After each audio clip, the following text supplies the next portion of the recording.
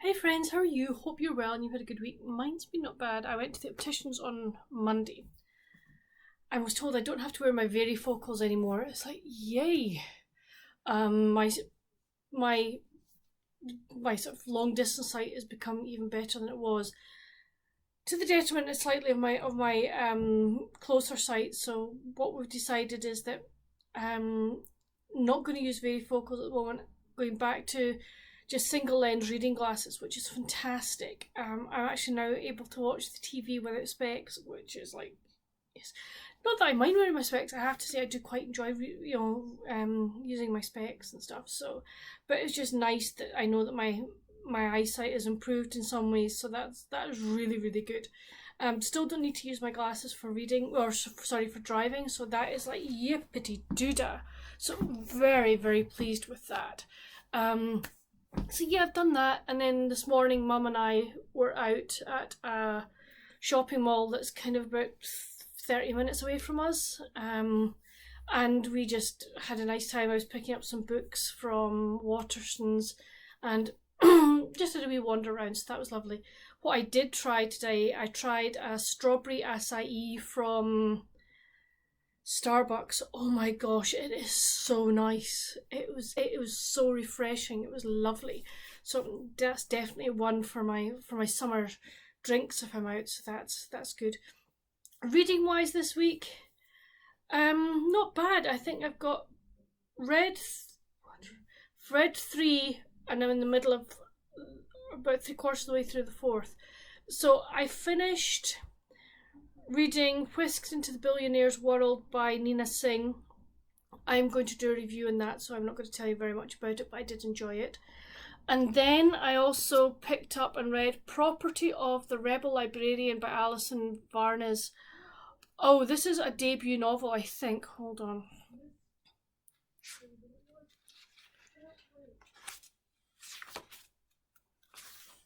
Yeah, as far as I'm aware, this is a debut novel.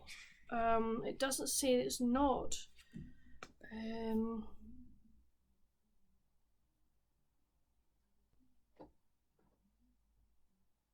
So, yeah, I think so.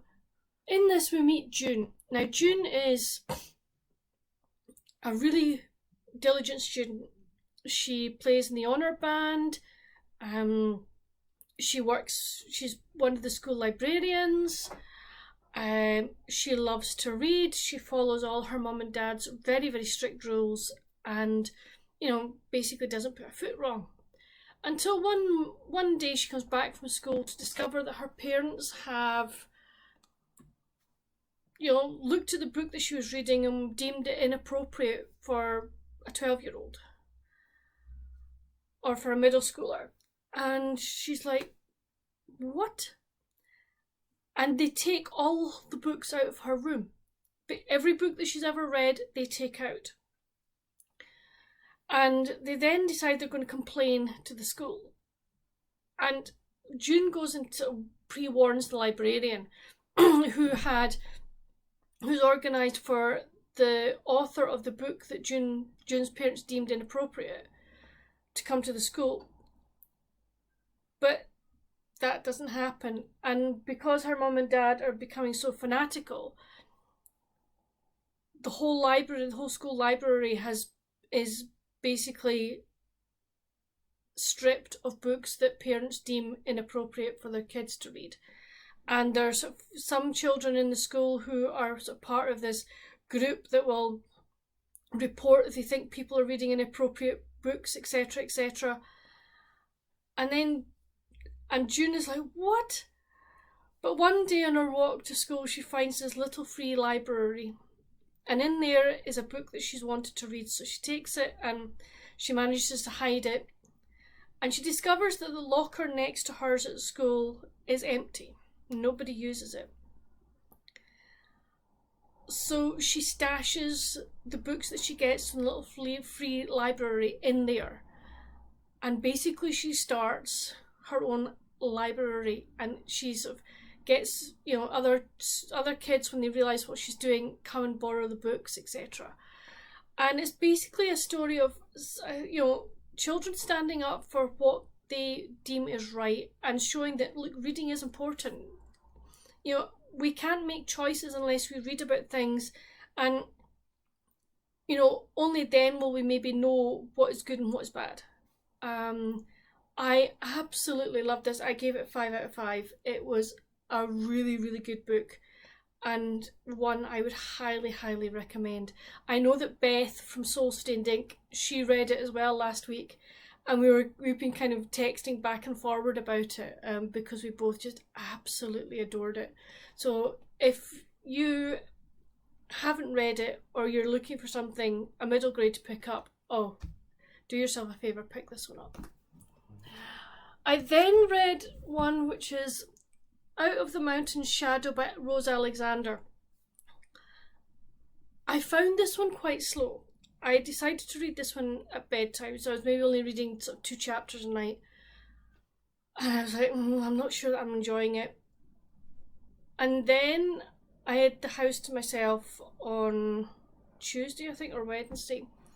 And I just decided to sit and read, and I got so caught up in this story. We meet an Albanian boy called Beckham, and his family are not wealthy, and this is partly during the Second World War.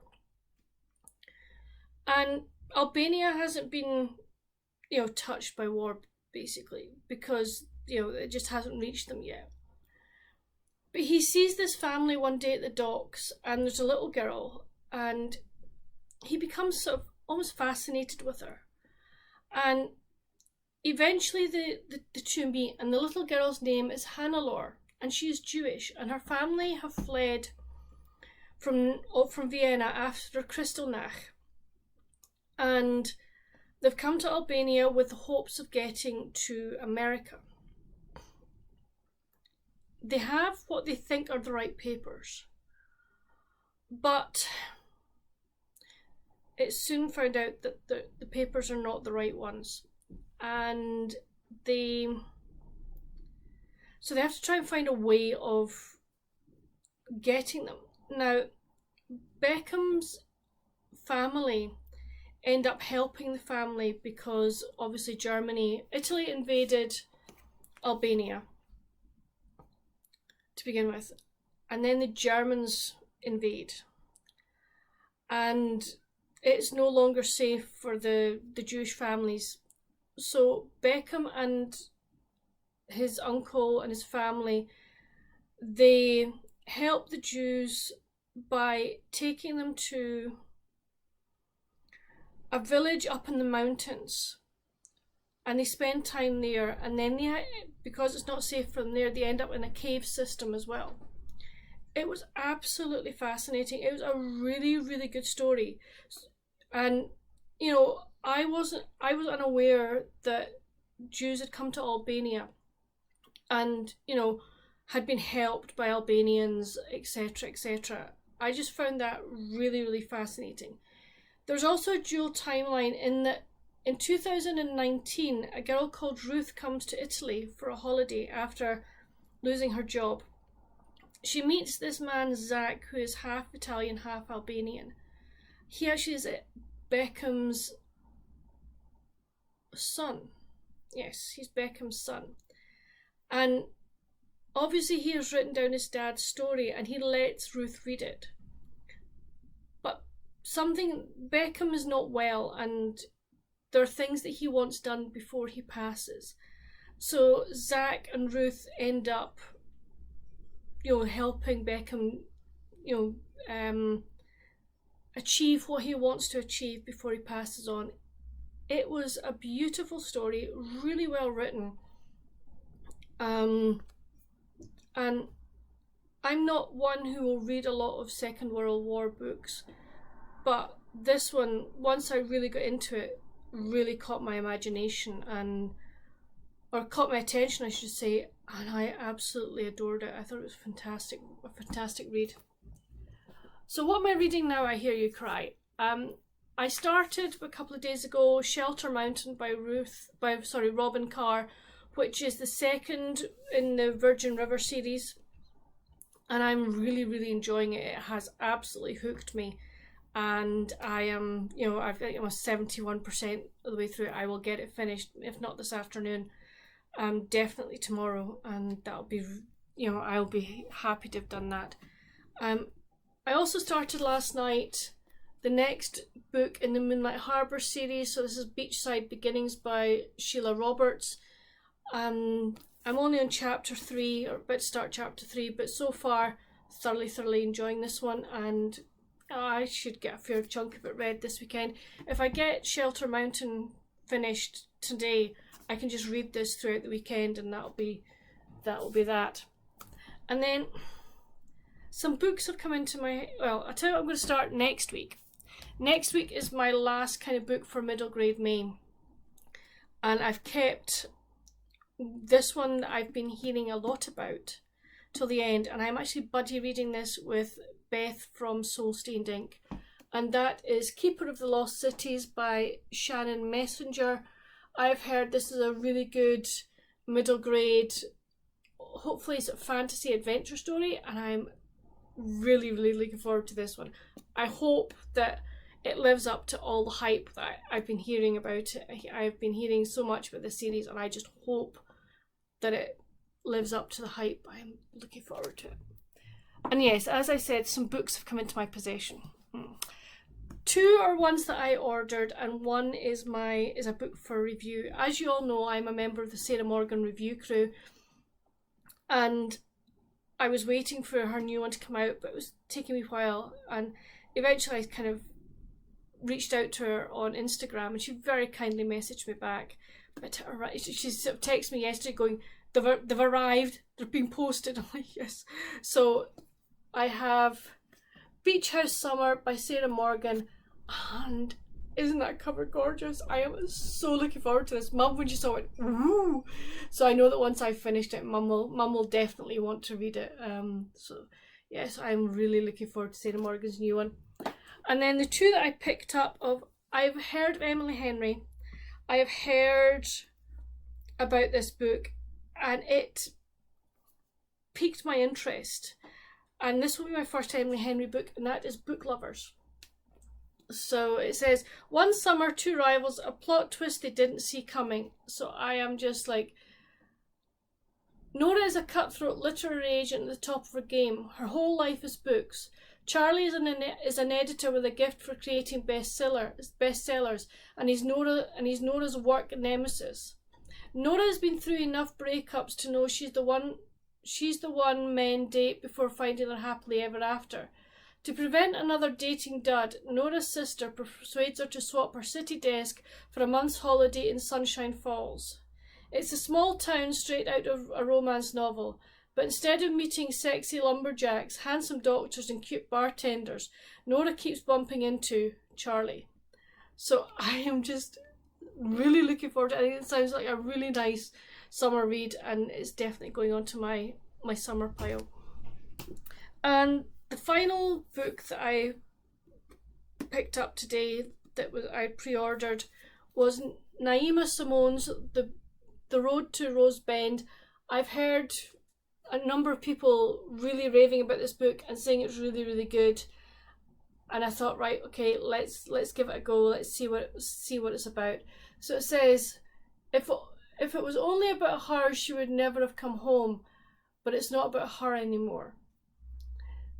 Sydney Collins left the town of Rose Bend 8 years ago, grieving her sister's death and heartbroken over her parents' rejection. But now she's back, newly divorced and pregnant, ready to face her fears and make a home for her child in the community she once knew. The last thing she needs is trouble, except trouble just walked in the door. Widower Cole Dennison is still grieving the loss of his wife and child, but after a chance run-in with Sydney, Cole finds himself drawn to her optimistic view of life. Yet when Sydney's past threatens to upend everything she's rebuilt, both find that a little trouble will take them where they never expected to go. Ooh. So that, I think, is going to be another really good read. As I say, I've heard a number of people talk about that, and they have really enjoyed it. So that's the books that I've read and the books that I've bought and I'm going to be reading. within the next, well, I don't know when. I'll definitely get to the Sarah Morgan next week, because that's going to be a review book, and also this The Keeper of Lost City, excuse me. When I will read the other two, I'm not sure. As I say, they're definitely on my summer stack, so they will be read within the next couple of months. Have you read any of the books that I have talked about? Please let me know down below. What did you think of them? I would be really interested to know, but no spoilers if they're not ones that I've read. What have you read this week, and what are you planning to read this weekend? Again, I'd really love to know down in the comments. There's rugby on this weekend. It's semi-finals of European rugby, so I will definitely be watching those, the first games tonight, so that'll be nice to do.